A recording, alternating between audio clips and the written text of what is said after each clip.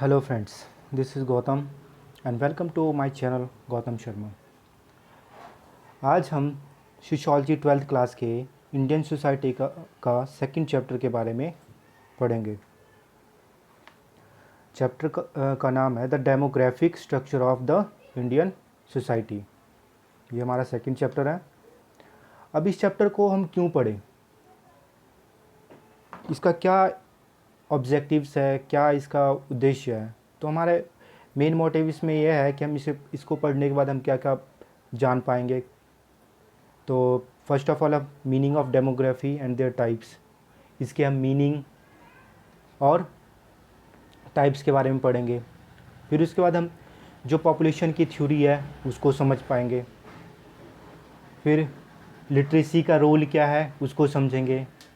Then last में हमारा national family planning programme के बारे में जानेंगे। तो स्टार्ट करते हैं आज का हमारा टॉपिक डेमोग्राफी। डेमोग्राफी का मीनिंग की बात करते हैं। मीनिंग क्या है? Demography a systematic study of population, कि पॉपुलेशन को एक सिस्टम के तौर पे स्टडी करना क्या कहलाता है? डेमोग्राफी कहलाता है। जो डेमोग्राफी है इज़ अ एक ग्रीक टर्म, ये ग्रीक टर्म है जो कि डिराइव करता है two words, demos and graphein. Demos का मतलब होता है पीपल एंड ग्राफीन का मतलब होता है डिस्क्राइब। डैट मीन्स अगर इसकी पूरी बात करें तो डिस्क्रिप्शन ऑफ पीपल, अर्थात अगर बात करें लोगों का वर्णन करना ही डेमोग्राफी कहलाता है। डेमोग्राफी क्या करता है? इट स्टडीज़ बर्थ के बारे में, जन्म के बारे में स्टडी करता है। माइग्रेशन क्या होता है? एक जगह से दूसरी जगह पे जाना। सेक्स कॉम्पोजिशन में जैसे फैमिली वगैरह हो गया, फैमिली प्लानिंग वगैरह हो गया, इसके बारे में स्टडी करता है। Now types of demography. अब इसके प्रकार कौन कौन से हैं? तो टोटल हमारे दो टाइप्स है, एक फॉर्मल डेमोग्राफी होता है और दूसरा सोशल डेमोग्राफी होता है। तो फॉर्मल डेमोग्राफी की बात करें which is concern with the quantitative measurement and analysis of population change. अब ये क्या करता है? एक तरह से जनसंख्या का आकार होता है उसका अध्ययन करता है कि उसका आकार क्या है, कितना उसका डेवलपमेंट हो रहा है, क्या पॉपुलेशन में चेंजेस आ रहा है, उसको एनालिसिस करता है फॉर्मल डेमोग्राफी। और सोशल डेमोग्राफी क्या होता है? Which deals with social economics और पॉलिटिकल एस्पेक्ट ऑफ पॉपुलेशन। जितने भी हमारे सोशल इकोनॉमिक्स और पॉलिटिकल एस्पेक्ट्स हैं उसको समझता है और उस पर विचार अपना देता है। नाउ थ्योरी ऑफ पॉपुलेशन की थ्योरी क्या क्या है? तो थ्योरी इन्होंने थॉमस रॉबर्ट माल्थस ने दिया था, कि इसके बारे में पढ़ते हैं क्या होता है। Population increase at much faster rate than the means of subsistence. Population क्या, इनके अकॉर्डिंग ये क्या होता है कि पॉपुलेशन क्या होता है? इंक्रीज काफ़ी संख्या में होता है, काफ़ी तेज़ी से होती है। अगर बात करें सब्सिटेंस क्या होता है कि फूड क्लॉथिंग, जैसे हमें फूड की नीड्स होता है या क्लोथ्स की वगैरह नीड्स होता है, तो उसके कंपेयर में अगर जितना हमारा फूड्स का प्रोडक्शन नहीं हो रहा है उससे ज़्यादा पॉपुलेशन इंक्रीज होता है according to Thomas Robert, right. Then population rise in geometric progression. जो पॉपुलेशन राइज कैसे कर रहा है? जियोमेट्रिक प्रोग्रेशन में। जैसे कि अगर बात करें, अगर मान लो दो पॉपुलेशन है, दो से कितने हो गए? 4 हो गए, 4 से 8, 8 से 16, 16 टू 32 एटसेट्रा, ऐसे फर्दर ऑन चलता रहेगा। तो थॉमस रॉबर्ट माल्थस क्या कहता है कि population rise in the geometric progression. Geometric progression मतलब कि वो अगर 2 है तो 2 से 4 हो जाएगा, 4 से 8 हो जाएगा, 8 से 16 हो जाएगा। तो पॉपुलेशन ऐसे बढ़ती है much faster rate than the means of human subsistence. अभी किसके साथ कंपेयर कर रहा है? कि जैसे अगर मान लो जो हमारा जीने के लिए जो चीज़ें ज़रूरत होता है, जैसे रोटी कपड़ा मकान है, उसके कंपेयर में बात करें तो पॉपुलेशन ज़्यादा जल्दी बढ़ता है। अगर जैसे कि एग्रीकल्चर का प्रोडक्शन की बात करें कि अगर प्रोडक्शन उसकी दो हो रही है तो 2 से 4 होगी, 4 से 6 होगी, 6 से 8 होगा, 8 से 10 होगा। तो थॉमस रॉबर्ट माल्थस के अकॉर्डिंग कि जो हमारा एग्रीकल्चर प्रोडक्शन है या अरिथमेटिक प्रोग्रेशन की बेसिस पे अगर बात करें वो कम इंक्रीज होगा as compare to population. Then now prosperity can be achieved by controlling growing the population through preventive checks, post-planning marriage, sexual abstinence, celibacy, etc., and positive checks through famine and disease. तो sometimes क्या होता है, ये बोला कि population को control ऐसे किया जा सकता है जैसे कि मैरिज, पोस्टपोनिंग मैरिज, मतलब टाइम फिक्स कर दिया जाए कि हाँ लेट मैरिज किया जाए, 25 के बाद किया जाए, राइट। या सेक्सुअल एब्सिटेंस, मतलब यही है कि ब्रह्मचर्य का पालन करना। और कैलिबेसी एक्स्ट्रा क्या होता है, कैलिबेसी क्या होता है, युद्ध वगैरह में काफ़ी संख्या में मारे जाना। और पॉजिटिव चेक्स इनके अकॉर्डिंग क्या है, जैसे कि माइंस हो गया एंड डिसीज़, जैसे महामारी वगैरह सब फैल गया, ये सब इनके लिए पॉजिटिव थे। इनकी थ्योरी यही थी हमारी। अब बात करते हैं क्रिटिसिज्म ऑफ माल्थस थ्योरी। इनकी आलोचना भी हुई थी इनकी थ्योरी का, कि इनके अकॉर्डिंग जो थ्योरी था वो सही नहीं था, कईयों ने इसकी आलोचना किया था। तो सबसे पहले बात करें, food production and standard of living rise despite rapid population growth as seen in the historical experience of the European country. अब इसमें यही सिंपल सी बात कर रहा है कि एक जो आर्थिक वृद्धि होती है जनसंख्या वृद्धि से अधिक हो सकती है।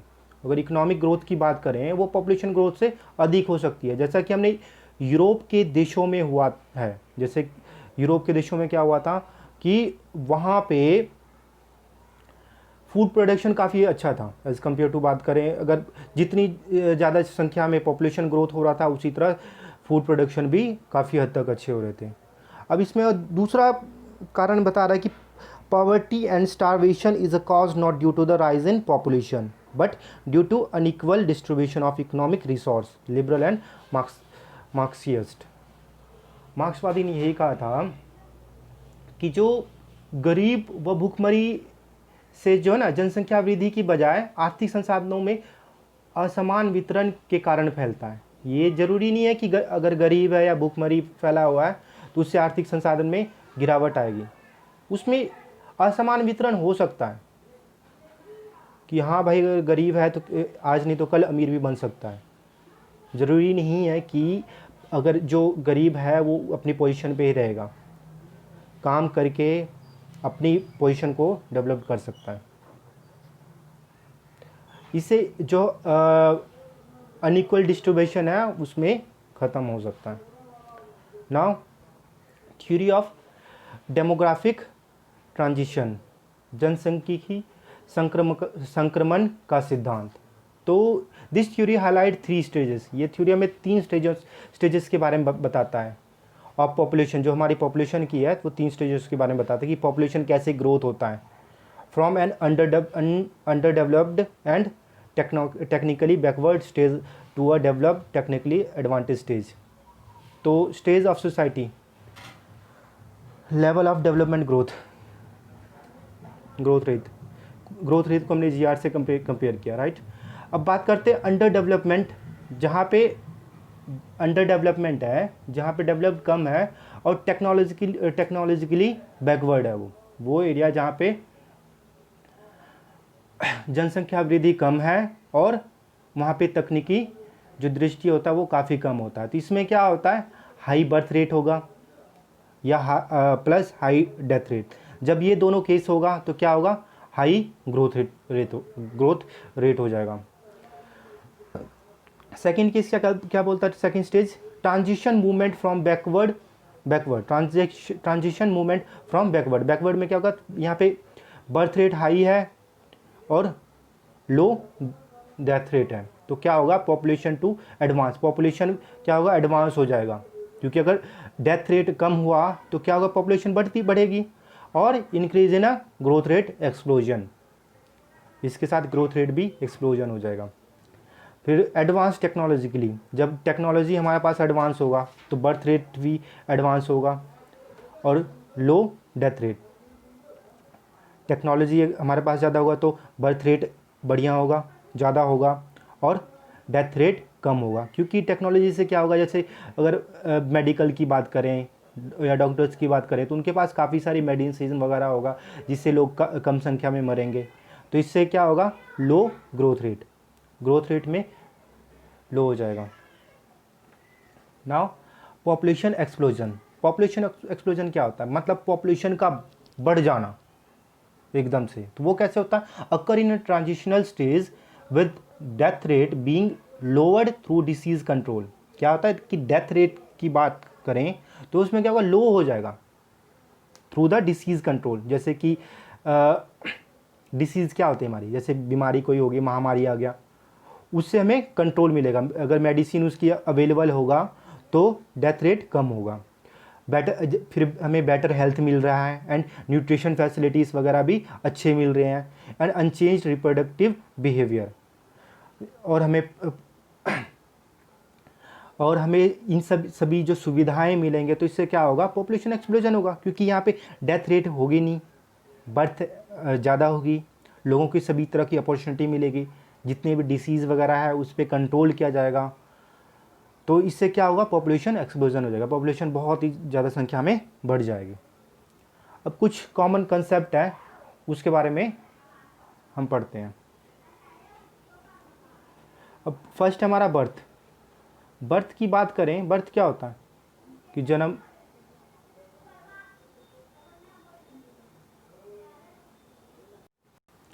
Birth rate, number of live birds in a given area during a given time पर 1000 पॉपुलेशन। वही बोल रहा है कि जन्म दर क्या है, एक वर्ष में प्रति 1000 व्यक्तियों पर जीवित जन्मे बच्चों की संख्या जन्म दर कहलाती है। इसी तरह death rate, number of deaths in given area during a given time पर 1000 पॉपुलेशन। मृत्यु दर क्या हुआ कि किसी भी क्षेत्र विशेष में प्रति 1000 व्यक्तियों में मृत व्यक्तियों की संख्या मृत्यु दर कहलाती है। कि किसी भी एक एरिया, पर्टिकुलर एरिया में 1000% व्यक्तियों के पीछे जो व्यक्ति मृत व्यक्तियों की संख्या है उसको क्या कहेंगे, मृत्यु दर कहलाएगी।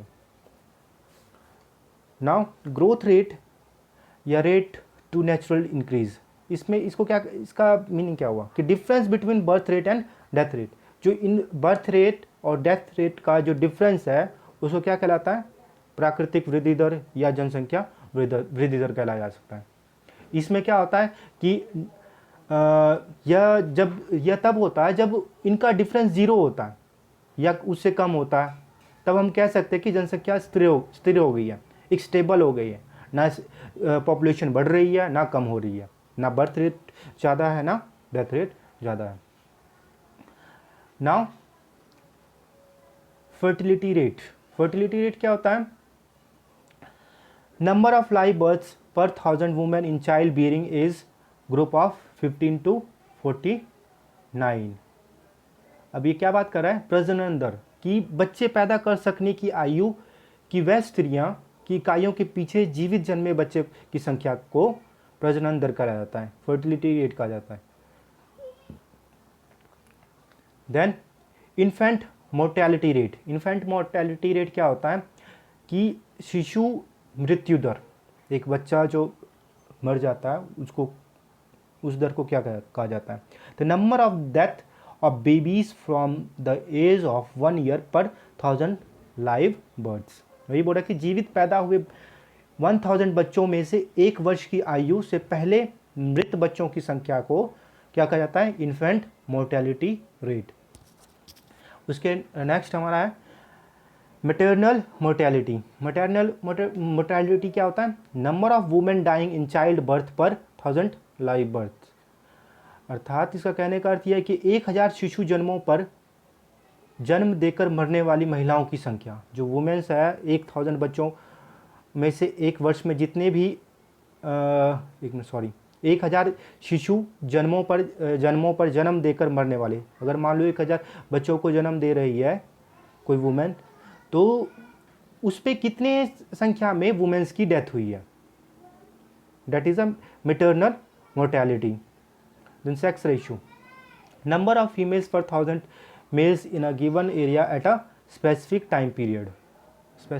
इसमें ये एक बार कि एक प्रति 1000 पुरुषों पर निश्चित अवधि के दौरान स्त्रियों की संख्या, अगर मान लो मेल की 1000 है तो उस पर वुमेन्स की कितनी है, तो वो क्या कहलाता है, सेक्स रेशियो कहलाता है। अगर मान लो 1000 मेल है तो 900 के सराउंडिंग वुमेन होगी, तो उसका सेक्स रेशियो दर कहलाया जाता है। Now age structure of population. Proportion of person in different age group relative to total population, कुल जनसंख्या के विभिन्न आयु वर्गों में व्यक्तियों का अनुपात, जो टोटल ऑफ पॉपुलेशन है उनमें से विभिन्न जो डिफरेंट एज ग्रुप के जो वर्ग है उसके व्यक्तियों का अनुपात कहलाता है ये। डिपेंडेंसी रेशियो क्या होता है कि proportion of dependents early people and children with working age group, कि वो पर्सन जो कि 15 से 64 तक है वो डिपेंड कितना कर रहे हैं, वो काम कर रहे हैं या बैठे हैं, तो इसको क्या कहते हैं, डिपेंडेंसी रेशियो कहा जाता है।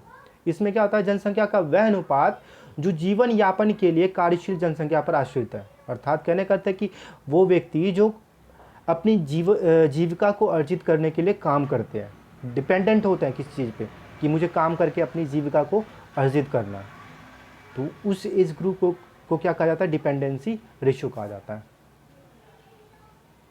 इसमें सभी आ जाते हैं, जो बच्चे भी हो सकते हैं, बुजुर्ग भी हो सकते हैं। Now rising dependency ratio, rising dependency बढ़ता हुआ प्रायश्चितता अनुपात, इसमें क्या होता है, rising dependency ratio is a cause for worry in countries that are facing an ageing population. यही है कि मतलब कि ये जो राइजिंग डिपेंडेंसी होगा इससे क्या होगा कि उन देशों में चिंता का कारण बन सकता है जहाँ पे जनता बुढ़ापे की समस्या में जूझ रही होती है, क्योंकि डिपेंडेंट है वो, अगर वहाँ पे जो बुढ़ापे लोग हैं वो काम धंधा नहीं कर पाएंगे तो उन देशों के लिए चिंता का विषय होगा। Since it becomes difficult for a relatively smaller proportion of working age people to carry the burden of providing for a relatively larger proportion of dependence, अर्थात कहने का अर्थ ये है कि इससे क्या होगा, वहाँ पे जो आश्रित संख्या बढ़ जाने से क्या होता है, जो कार्यशील आयु वाले लोग होते हैं उन पर बोझ बढ़ जाता है, क्योंकि एक तो पहले वो अपनी आजीविका अर्जित करने के लिए काफ़ी मेहनत करते हैं, साथ में और भी कोई पर्सन आ जाए उसके ऊपर डिपेंडेंट हो जाए तो उसको हेल्प करने के लिए एक तरह से बोझ लगने लगता है, राइट। तो इससे एक तरह से प्रॉब्लम ही आ जाता है उन सब कंट्री पे जहाँ पे जो ओल्ड एज है, जो बूढ़े हैं वो डिपेंडेंट हो जाते हैं। अब फॉलिंग डिपेंडेंसी क्या होता है कि ratio can source of economic growth, जब डिपेंडेंसी कम होगा तो क्या होगा, इकोनॉमिक ग्रोथ बढ़ जाएगी। वो कैसे, अगर मान लो हम सभी डिपेंडेंट ही ना हो किसी पे, हम खुद ही सब कुछ कर लें, तो इससे क्या होगा, सब अपने कंट्री के लिए योगदान देगा, तो इससे क्या होगा, हमारी इकोनॉमिक ग्रोथ रेट बढ़ जाएगी। And prosperity due to the larger proportion of the worker relative to non worker, it is also referred as a demographic dividend. अब इससे क्या होगा, देखो अब यह बोल रहा है कि आर्थिक समृद्धि और समृद्धि का स्रोत बन जाता है, क्योंकि वहाँ कार्यशील लोगों का अनुपात काम ना करने वाली संख्याओं में अधिक बड़ा होता है। इससे क्या होगा, जनसंख्यिकी लाभांश होगा, क्योंकि काम करने वाले लोग ज़्यादा हैं और काम ना करने वाले वो कम हैं। जब काम करने वाले ज़्यादा होंगे तो ऑब्वियस सी बात है कि उस एरिया का इकोनॉमिक ग्रोथ हो जाएगा, राइट। यहाँ तक आपको क्लियर हो गया। अब आगे चलते हैं। सेवरल फैक्टर में be held responsible for the decline in the child sex ratio, वो कौन से फैक्टर है या कारण है जो कि चाइल्ड सेक्स रेशियो में डिक्लाइन का काम करता है, रिस्पॉन्सिबल होता है, जैसे कि severe neglect of girl babies in infancy leading to higher death rates. वही हो गया कि मतलब बेबीज़ को जन्म से पहले ही गर्भाशय में ही मरवा देना। Sex specific abortion that prevent girl babies from being born, वही अबॉर्शन वगैरह करवा देना। एंड फीमेल इन्फेंटिसाइड, वही कन्या भ्रूण हत्या, ये भी एक तरह से बहुत ही बड़ी फैक्टर है। Now there are regional variation of low child sex ratio in India. Regional variation क्या क्या है, जैसे कि the regional pattern of low child sex ratio in India is that the lowest child sex ratio are found in the most prosperous region of India. हमें कई ऐसे India के reason में लोएस्ट चाइल्ड सेक्स रेशियो देखने को मिलता है, जैसे अगर बात करें Punjab, Haryana, Chandigarh, Delhi, Gujarat, Maharashtra are among the richest state in the in India in terms of per capita income. अगर यहाँ की इनकम की बात करें पंजाब, हरियाणा, चंडीगढ़, दिल्ली, गुजरात या महाराष्ट्र की, तो यहाँ पे इनकम का सोर्स बहुत ज़्यादा है। बट इसी अपोजिट बात करें, एंड दे और also the state with the lowest child sex ratio. यहाँ पे अगर चाइल्ड सेक्स रेशियो की बात करें वो सबसे लोवेस्ट है एक तरह से। तो ये डिपेंडेंट नहीं होता। So the problem of selective abortion is not due to the poverty और ignorance of lack of resource. ये भी बोल रहा है कि जो प्रॉब्लम है ये एक तरह से अबॉर्शन की वजह से नहीं है, ये या पॉवर्टी की वजह से नहीं है, या इग्नोरेंस की वजह से नहीं है, ना कि लैक ऑफ रिसोर्सेज की वजह से। Economically prosperous families decide to have fewer children and they may wish to choose the sex of their child. Economically कौन ये डिसाइड करता है? जो फैमिली में जो मेंबर होता है वो डिसाइड करते हैं कि हमें बॉय चिल्ड्रन चाहिए या गर्ल चाहिए। तो मेन फैक्टर क्या है, इसका कारण क्या है इसमें चाइल्ड सेक्स रेशियो का कम होना, कि एक फैमिली का डिसाइडेंट होता है कि हमने डिसाइड किया है भाई हमें लड़का चाहिए या लड़की चाहिए। आगे बात करते हैं role of literacy in population growth, कि क्या इसकी भूमिका है कि एक साक्षरता दर का पॉपुलेशन ग्रोथ में। तो वही फर्स्ट हमारा है कि literacy is a prerequisites into education. ये हमारी एजुकेशन को निर्धारित करता है, right. Literacy is an instrument of empowerment. ये अगर पढ़ा लिखा रहेगा तभी वो अपनी सशक्त बन पाएगा। अगर व्यक्ति लिटरेट नहीं है, पढ़ा लिखा नहीं है, तो उसको ज्ञान नहीं रहेगा, नॉलेज नहीं रहेगा कैसे हमें अपने सोसाइटी को चलाना है या कैसे अपने सोसाइटी में रहना है। The more literate the population the greater the consciousness of career option as well as participation in the knowledge of economics. अगर व्यक्ति पढ़ा लिखा होगा वो अपने कैरियर के बारे में डिसाइड करेगा कि मुझे किस फील्ड में जाना है, मुझे किसान बनना है, मुझे साइंटिस्ट बनना है, मुझे आईएएस बनना है या आईपीएस बनना है, वो खुद डिसाइड करेगा, राइट। या मुझे इकोनॉमिक्स जो इकोनॉमिक्स हमारे आर्थिक के बारे में ज्ञान प्राप्त करना है कि हमारा अर्थव्यवस्था कैसा है, ये सब खुद जब पढ़ा लिखा रहेगा तभी कर पाएगा। Literacy can lead to health awareness and fuller participation in the cultural and economic wellbeing of the community. वही बात है, अगर लिटरेट रहेगा तो वो हेल्थ के रिगार्डिंग अवेयर होगा कि हमें क्या चीज़ करने से हमारे हेल्थ में सुधार आ सकता है, कैसे हमें किस बीमारी से बचा जा सकता है, और हम कल्चरल एंड इकोनॉमिक वेलबींग में बीइंग ऑफ द कम्युनिटी, और हम उसमें सहभागिता भी रहेंगे कि हमारे जो कल्चरल प्रोग्राम है या इकोनॉमिकल है या हमारे कम्युनिटी को लेके कोई प्रॉब्लम्स है तो उसको हम सॉल्व करने के लिए लगे रहेंगे। Literacy varies considerably across gender, across region and social groups. Next, literacy rates also vary by social group. जो लिटरेसी रेट है वो किसके द्वारा संशोधित किया जाता है? सोशल ग्रुप के द्वारा। जैसे कि historical disadvantage communities like the schedule caste, schedule tribes have lower rates of literacy. अब जो एससी वगैरह है या एसटी वगैरह है उनके पास लिटरेसी की बात करें बहुत ही लो है, and rates of female literacy within these groups are even lower. यहाँ तक कि महिलाओं की बात करें, वुमेंस की बात करें, तो उनका literacy rate as compare to लोगों के मैन के कंपेयर में बहुत ही कम है। Regional variation are still very wide with state like Kerala approaching universal literacy while states like Bihar are lagging far behind. Regional variation बहुत ही डिफरेंस देखने को मिल जाता है। जैसे किसी भी स्टेट का, जैसे केरला की बात करें वहाँ की लिटरेसी रेट सबसे हाईएस्ट है एज़ कम्पेयर टू, अगर बिहार की बात करें वो उनका वहाँ की लिटरेसी रेट बहुत ही लो है, वो बहुत ही पीछे रह गया। नाउ नेक्स्ट टॉपिक हमारा इसके साथ का, rural urban differences also exist with respect to the vast majority of the population. अब रूरल अर्बन डिफरेंसेस क्या करता है, एग्जिस्ट करता है पॉपुलेशन को बढ़ाने में या घटाने में। अब बात करते हैं, it is the mass media and communication channel that are gradually bringing in a image of urban lifestyle pattern of the consumption into the rural village. This bridge the gap between rural and urban. जो mass media है वो क्या show करता है कि एक village person का क्या रहन सहन का तरीका और एक जो अर्बन एरिया जो शहर के लोग हैं उनका क्या रहन सहन का ढंग है। तो एक तरह से ये क्या शो करता है कि the bridge the gap between rural and urban, जो रूरल और अर्बन के जो बीच गैप है उसको ये शो करता है। The rapid growth in urbanisation has been attracting the rural population, जो रूरल पॉपुलेशन है उनको अट्रैक्ट करता है।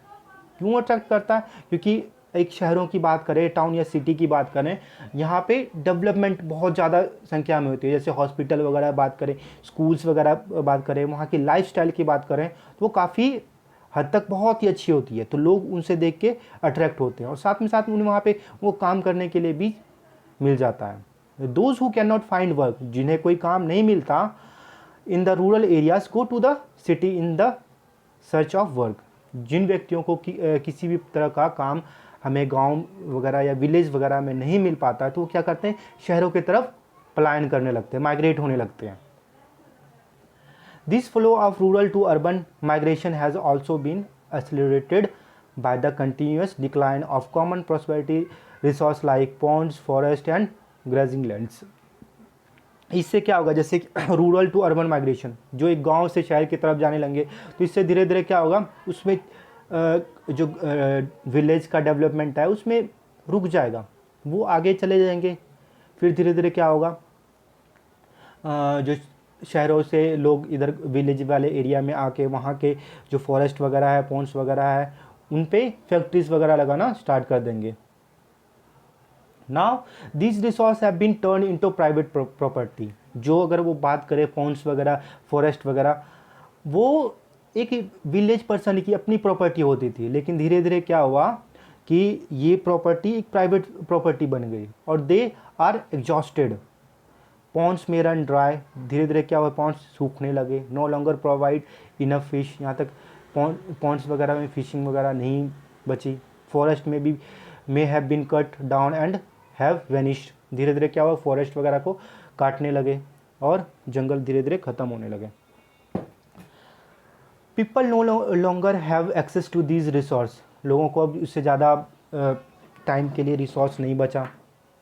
But on the other hand have to buy many things in the market that they used to get free and the opportunity of earning income are limited in the village. अगर village की बात करें वहाँ पे earning of income limited है as compare to city की बात करें। The city also may be preferred for social reason, specially the relative anonymity it offers. Next topic हमारा इसमें आ जाता है, next point, national family planning programme. It was introduced with the objective of slowing down the rate and pattern of population growing। एक minute,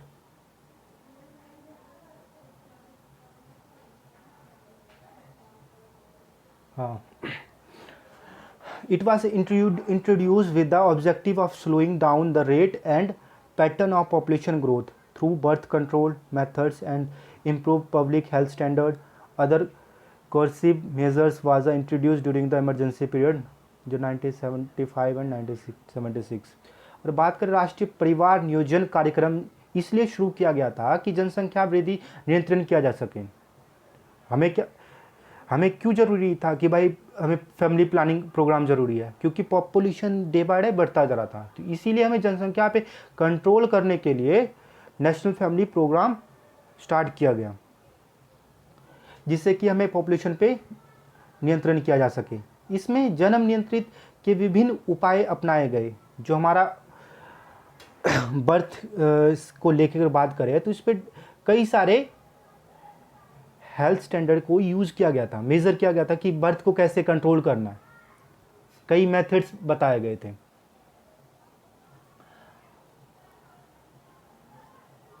जैसे कि पुरुषों के लिए नसबंदी और महिलाओं के लिए नलिकाबंदी वगैरह जैसे प्रोग्राम चलाए गए थे। इस इमरजेंसी में परिवार नियोजन कार्यक्रम को गहरा धक्का लगा था। इसी टाइम में उनको काफ़ी धक्का लगा था। नई सरकार ने इसे राष्ट्रीय परिवार कल्याण कार्यक्रम का नाम दिया। With the coming of new government, the program was renamed as a National Family Welfare Program with the new set of the guideline to the achieve the objectives. इसको क्या नया नाम दे दिया गया, नेशनल फैमिली वेलफेयर प्रोग्राम। पहले क्या नाम था इसका, नेशनल फैमिली प्लानिंग प्रोग्राम, लेकिन ड्यूरिंग द इमरजेंसी इसका सरकार ने नया नामकरण कर दिया, नेशनल फैमिली वेलफेयर प्रोग्राम। अब इसके सक्सेस एंड फेलियर की बात करते हैं। सक्सेस की बात सबसे पहले कर लेते हैं, इसके सक्सेस क्या रहे। सबसे पहले सक्सेस में यही था हमारा, the growth rate of population has decrease, growth rate था पॉपुलेशन का डिक्रीज हो गया। People have started appreciating small family norms, वही हम दो हमारे दो वाली सिद्धांत को अपनाने लगे, मतलब परिवार, छोटा परिवार, खुशी परिवार। The infant mortality rate and maternal mortality rate has been brought down, जो इन्फेंट मोर्टेलिटी और जो मैटरनल मोर्टेलिटी रेट था वो धीरे धीरे क्या हो गया, डाउन हो गया। Life expectancy has increase and achieved nearly universal awareness of the need for and methods of family planning. कई जो उनकी ज़रूरतें थे या कैसे फैमिली प्लानिंग करना है, तो उसके लिए कई कई मेथड्स यूज़ किए गए थे। जैसे मैंने भी आपको पहले बताया था कि पुरुषों के लिए नसबंदी वगैरह, महिलाओं के लिए नलिका बंदी वगैरह। ना इसके फेलियर्स के क्या क्या कारण थे। द ग्रोथ रेट सिल्क continues to be high as compare to developed nation. Growth rate क्या हुआ, धीरे धीरे और बढ़ता गया, वो हाई होता गया, लेकिन कंट्री का जो बात करें वो डेवलप्ड धीरे रहा। Cohesive family planning programme has been opposed by people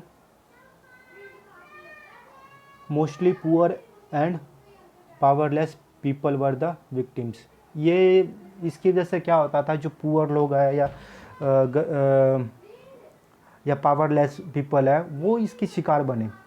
lack of availability of reliability family planning methods, इसमें बहुत सारी कमी देखने को मिला है। Now, age structure of Indian population. India is one of the youngest country in the world. Majority of Indians tends to be young. The average age is also less than that for most other country. The share of the 50 to 60 age group has increased slightly, while the share of the 60 plus age group is very small. वही मतलब काम वगैरह की बात करें, वो 15 से 60 वर्ष की आयु तक काफ़ी ठीक था। The present trend indicates that 0 to 14 age group will reduce. जो 0 से 40 जो 14 वर्ष तक एज का है उसको रिड्यूस कर दिया गया कि बच्चा वो काम नहीं कर सकता है। Thus the changing age structure could offer a demographic demand for India. This potential can be converted into actual growth with the increased level of education and employment। अब फिक्स कर दिया गया कि भाई कि 0 से जो 14 वर्ष तक की आयु है उनको एजुकेशन मिलनी चाहिए। जब एजुकेशन मिलेगा क्या होगा, उनको नॉलेज आएगा, ज्ञान आएगा, तो इससे क्या होगा, एम्प्लॉयमेंट बढ़ेगी। जो पर्सन होगा वो स्किल्ड होगा, नॉलेज होगा तो कुछ ना कुछ करेगा। There are wide regional variation in the age structure.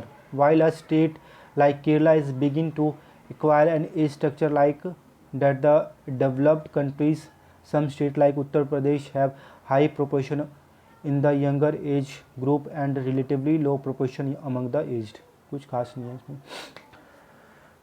मैं आशा करता हूँ आपको मेरे वीडियो बहुत अच्छा लगा होगा। अगर अच्छा लगा हो तो please like, share and comment करें एंड सब्सक्राइब करें नेक्स्ट वीडियो के लिए।